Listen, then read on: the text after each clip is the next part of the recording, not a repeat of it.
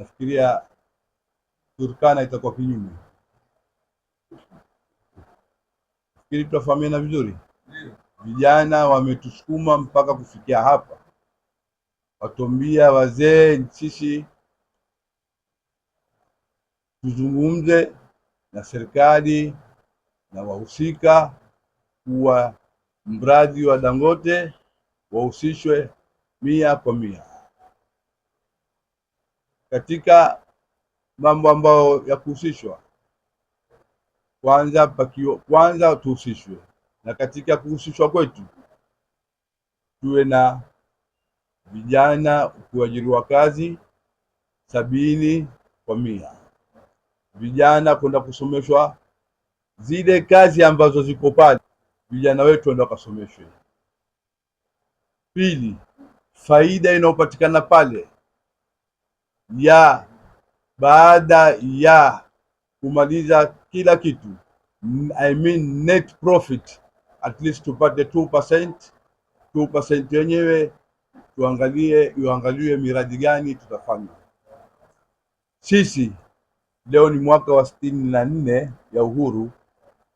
Sisi tuna sehemu zetu Obajuni hakuna maji ya kunywa mpaka dakika hii. Tungoja maji ya mvua yakija, tukingie kwenye majabia yakikauka ndio tunahitaji, kwa hakuna maji.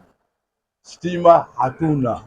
Sasa huu mradi ndio itakuwa sababu ya sisi kupata maji, itakuwa sababu ya sisi kupata stima, itakuwa sababu ya sisi kupata shule bora, itakuwa sababu ya sisi kupata afya bora, itakuwa sababu ya sisi kupata miundo msingi bora, itakuwa sababu ya sisi kupata barabara bora, itakuwa sababu ya sisi mji kuwa bora, na tutapata viongozi bora katika wanati. Asalamu alaykum.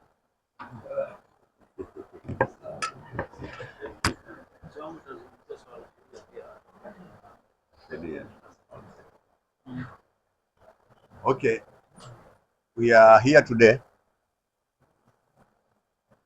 to give our stance concerning the Dangote refining project, which is coming to Lamu County. We, as the indigenous community of Lamu, we are not opposing the project. We are welcoming the project as soon as today.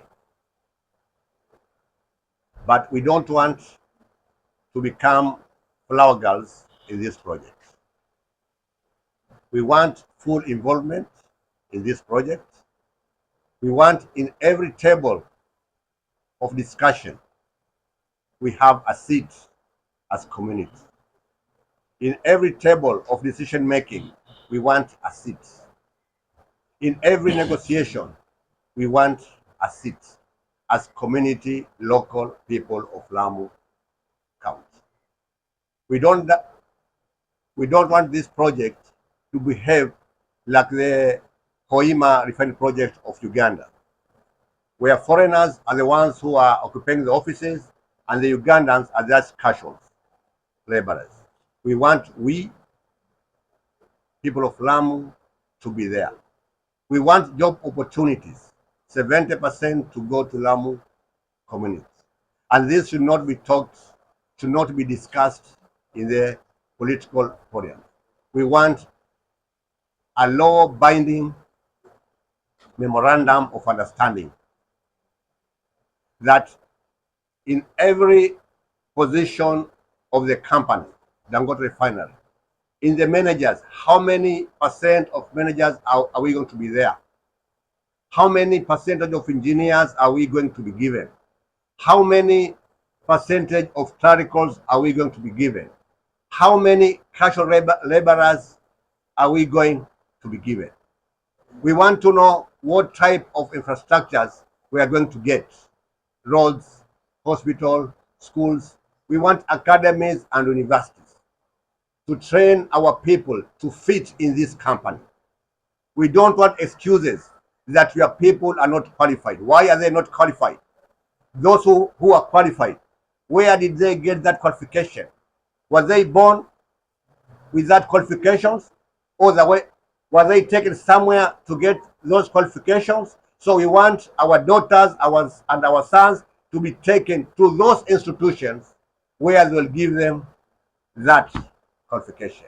We want to know what percentage in profit our county is going to get, because we don't want this Hoima to stall like the gas project in Tanzania. So we want full involvement. We don't want stories. That is our stand. We are not opposing the project, but we want to be involved fully. Thank you.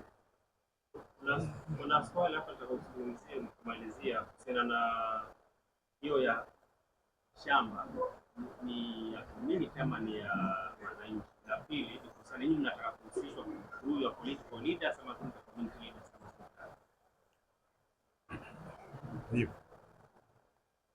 In fact, the government and the investors, they will involve the political leaders. It is okay. There's no problem. But it's as if now we don't have faith in our leaders. Because when we got these rumors, we called them in a meeting to know what is happening. They boycotted the meeting. Why did they go? Why did they boycott the meeting? It means there's something they're hiding us to know. So we are losing confidence. There are leaders, yes. We are with them, yes. But we want cooperation. They must come with them, their leaders.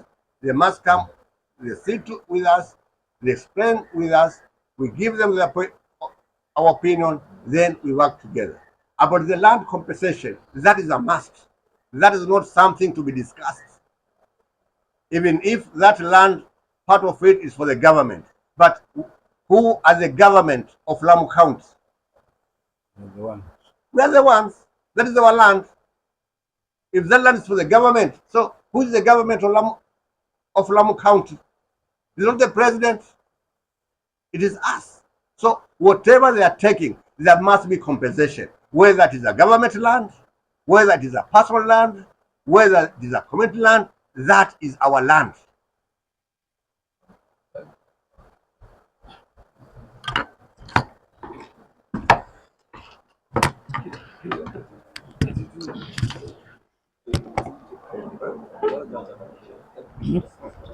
Mimi jina langu ni Muhammad Sharif, ni mkazi wa Lamu, na I think kilio chetu ni kifupi tu katika masala haya, na mambo yetu ni mafupi. Tunajua ya kwamba mradi huu umeanza kupita stages kadhaa za serikali, na tunaamini ya kwamba mradi huu umeelekezwa Lamu ili kuwanufaisha wakazi wa Lamu. Hili ndilo tunaloliuliza. Kama mradi huu umeletwa Lamu kuwanufaisha wakazi wa Lamu, kwa nini wakazi wa Lamu hawajahusishwa kamili? Tuamini ya kwamba mradi huu una mambo mengi, na tuamini aliyehusisha, aliyeuleta Lamu mradi huu kupitia kwa serikali, ikiwa ni rais wetu mtukufu, basi anakusudia kwamba Lamu inufaike. Lakini tatizo ni kwamba wakazi wa Lamu hawajahusishwa katika mradi huu. Kuna mambo mengi ambao wakazi wa Lamu wanajiuliza, je, manufaa ya mradi huu ni yapi? Mbona yafichwa? Walioambiwa viongozi wetu ili wayafikishe kwetu wakazi wa Lamu, mbona hawataki kutuambia nini kinachofichwa? Ikiwa ni jambo la kuwanufaisha wakazi wa Lamu, kinachofichwa ni nini hapa katika mradi huu? Kwa sababu habari tulizo nazo ni kwamba mradi waweza ukaanza wakati wote saa hizi. Kwenye mradi huu, ndugu zangu wema, katika Lamu tunaoipenda, kuna sehemu nyingi wakazi wa Lamu hawana kinachofaa kuwa nacho. Miongoni mwa sehemu ni kwenye ndugu zetu wa Boni, ambao utawahusisha mradi huu vile vile, ambao ni wakazi wa Lamu asili. Lakini Waboni wana matatizo mengi ambao hawana maji, hawana barabara, hawana school hawana hospitali. Vile vile ukija upande wa pwani inawahusisha wavuvi wetu wa Bajuni na wa aina nyingine. Wavuvi hawa wataenda wapi? Kwa nini hawatayarishi kwamba mradi huu wenye manufaa utawafaa nyinyi watu wa Lamu? Hiki ndicho kilio chetu.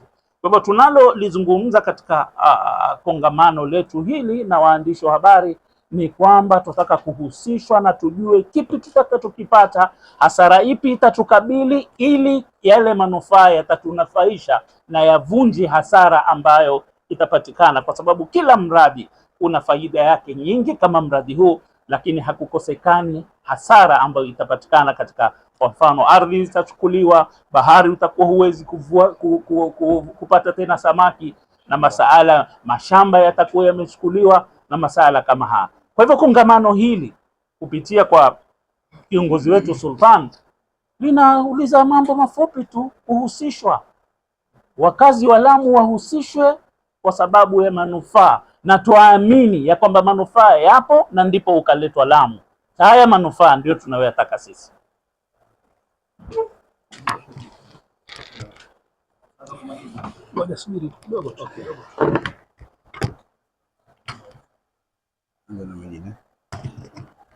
Assalamu alaikum warahmatullahi wabarakatuh. Kwa majina naitwa Abubakar Bausi. Mimi ni mzaliwa wa Lamu, tena katika sehemu ambazo zimekuwa neglected kwa muda mrefu sana toka tuanze kupata uhuru katika taifa la Kenya. Ni Lamu Mashariki, chini huko vitongojini. Suala hili ambalo lazungumziwa leo hapa ni suala nyeti na suala zito, na suala hili halitaki sisi kama locals au watu wa chini ama common mwananchi kuzungumza sana na beat around the bush. Hebu wacha tulengele mishale straight away to the fact. Sawa sawa. Kitu cha kwanza, tunaenda kwa upande wa serikali. Nataka niwe very clear kwamba local voices are very high, na temperature ya common mwananchi sio vuguvugu la political leaders. Viongozi wanaweza kukaa katika meza wawili watatu wakajaribu kuambia wale stakeholders utaratibu wa lile jambo, kutumia convince languages kwamba hakutokuwa na shida, mradi mzuri, whatever. Baada ya kikao, kila mmoja akatiliwa kitu chake mfukoni na kashika njia. Serikali yafaa ijue huu mradi watokota chini kwa chini moto wake, si kwa sababu ya kupingwa kwa mradi, ni kwa sababu wananchi wa Lamu kuja miradi tofauti tofauti hawahusishwi. Viongozi wao wakaamua katika meza na ikaonekaniwa ni wananchi wamekubali hilo swala. Kuna mradi wa Lapset na mengine katika hao. Huu mradi wa Lapset, hebu watoke viongozi kama vile sisi tulivyotoka, waseme walikaa kuwahusisha common mwananchi, lakini we entrusted our ile faith kwa wale viongozi wetu kwamba watatuwakilisha vizuri na mambo yataenda vizuri. Na wauliza wananchi wanaonisikiliza mimi, 70% ya waajiri ni watu wa Lamu? Moja. Pili, beneficiaries zaidi ya viongozi na stakeholders na mabwanyenye, nani katika common mwananchi ambaye anaweza kusema nimefaidika kwa mradi wa Lapset kwa njia pana kunjufu kama mwananchi wa kawaida? Hamna. Tatu, kulitokea nafasi kwamba haya katika Lamu County kuna 2 constituency, utachukuliwa nafasi 1000 huku kupeleka watoto wasomeshwe, na niapie mtu mmoja katika viongozi kwamba ile percentage iliyotolewa waliweza kufikiwa wananchi wetu. Nafasi zitukuliwa na hawa na viongozi, zikauzwa, ingine zikapewana kwenye meza kama give and take, na mambo yakaishia hivi. Sasa hili la Dangote hili, kuna watu ambao wako na hypocrisy katika wale viongozi wetu wa juu wanaozungumza kwamba hili jambo halina tatizo lolote, lakini sauti ya hapa mnayoiona hii ni sauti ya wananchi. Na katika komenti ya haya tutakaozungumza hawatakosekaniwa wale backing dogs wanaopewa 1000-2000 kuchapa hili swala. Lakini swala, serikali kama ina intelligence kweli ya kisawasawa, hebu itembee chini, angalia wananchi wanazungumzaje kuhusu hili swala. Hakuna upinzani wa kitu ambacho, hii ni communal project, si political project. Hii inamsaidia mwananchi wa chini aweze kufaidika. Hii inasaidia kaunti yetu na sisi iwe kama kaunti zingine kwa njia ya ustawi, kazi na mambo mengine. Vipi tupinge sisi? We are not crazy. Pili, Kwa nini sisi tuko na vijana ambao wamesoma sana tena kushinda kaunti nyingine yoyote, na tunaweka on table hapa challenge kaunti 47, sisi kiwa tuko top 3, basi intelligence ya Kenya iko chini. Kikao tulichokifanya hapo awali kabla ya hiki, tuliwaita vijana learned, au sio? Vijana power, vijana power. Tuliwaita vijana sisi kutoka ma university, ma graduates, wenye madiploma, wenye faculty mbalimbali, walikuja kwa mzee wetu. Mzee, hili swala vipi? Safari ile kulikwenda hivyo, sasa kunaendaje? Wata tutumie procedure za hikma, tuwaite viongozi. It is total embarrassment. Unaita viongozi, si masala ya siasa hapa. Sasa hakuna aliyekuita kwamba tutakuunga tutakupinga, twakuita jamii yetu, kuna legacy muiache kuwepo kwenu katika uongozi, na baada ya kuondoka jamii mtaiacha vipi nyinyi? Kuna mambo mengi ambayo yatakaniwa yafanye kabla huu mradi uje. Kwa hivyo ukija kimabavu mabavu utarudi kimabavu mabavu, and that is the fact. Ukija kwa njia iliyo bora, tunamwambia ndugu yetu Alhaji Dangote, huu mradi upingwi na walala hoi maskini. Kama alivyotangulia sultani wetu, kuna sehemu hakuna mataa, watu wanaishi giza. Kuna sehemu mpaka mvua inyeshe ndo tununue maji sisi. Vipi mradi ukija na tutakuwa na profit ya kuweza kusaidia hizi tangible project kama hizi zikija, tupinge sisi? Na tukisema kwamba wanasiasa au stakeholders walivyo, wasifanye mchezo wa paka na panya.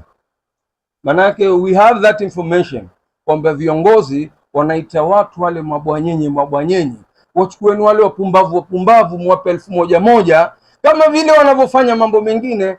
Ukija bwana, angalia Dangote watu makataa mradi, watu wasema hatukatai, mwaupinga, hamuipingi, ati hiyo ni against us. Clearly sisi tupinge mradi, tunataka fully involvement, na tukisema involvement hiyo fully ni 100%. Hataki involvement haya sultani basi tumekuinvolve, basi sultani pia hawezi kwenda peke yake, na akienda peke yake basi hakuna cha sultani. Sasa palipobakia itakuwa kuangamia kwa jamii. Tumeelewana vizuri? Maana tuzungumza ni kitu kweli jameni, na sisi hatukai hapa ati kuonekana kwenye ma TV, kuonekana tutazungumza. Haya ni mambo wallahi ni masuhulia hata mbele ya Mwenyezi Mungu. Mnaelewa? Neema zaja, lakini wenye kukabidhiwa zile neema wana selfishness. Tutapata kiongozi mzima bana, eti ashajua ramani, huu mradi utashika Swahili scheme, utashika sijui wapi scheme, wanaitwa wale watu mabwanyenye bwana, sasa hapa tupangeni hii mradi uwe, kisha na mimi nitapata tangu vipi na vipi. Hakwendi hivi safari hii hakuendi hivi sampuli hii inavyokwenda kila siku. Watu wameamka bwana, na mwananchi wa Lamu akiamka ni hatari hata kushinda na wananchi wa kaunti zingine. Kwa sababu gani? Anafinywa, akifikishwa katika ukuta sasa kama paka. Sasa fikisha ukutani, ufungie katika room, hakuwezi wewe, lakini wewe utajijutia kwa hayo ulifanya. Asalamu alaykum warahmatullahi wabarakatuh. Hata mpige mawe sasa. Kwa muda mrefu ndio muda mrefu hata kuja ndio tu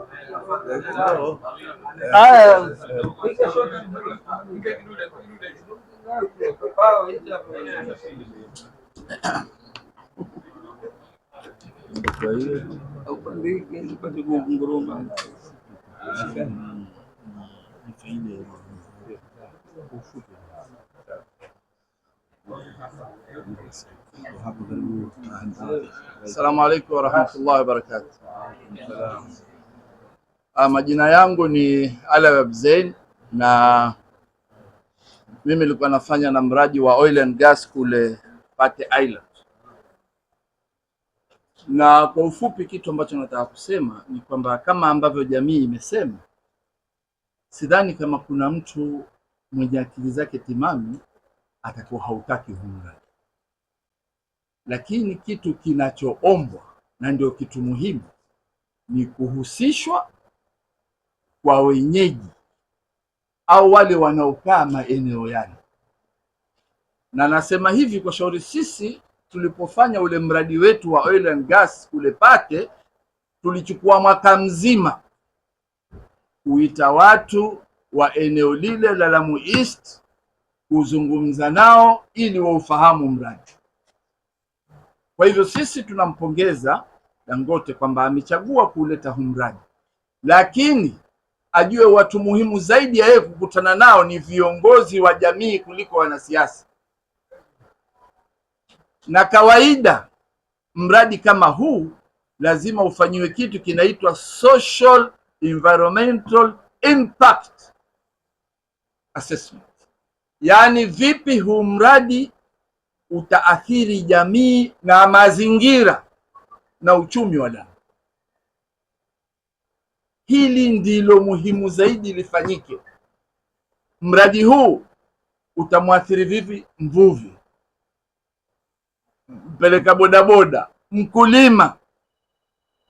Na jambo la pili hapa limezungumzwa na Sultan kwamba mwenyeji mgeni aje, mwenyeji ulimwengu mzima, the international standards, kwamba mradi kama huu ukija huwa kuna mfuko maalum wa kusaidia jamii, si ombi, huwa ni haki yao.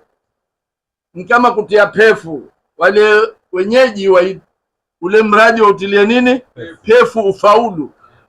In order for this project to succeed, there must be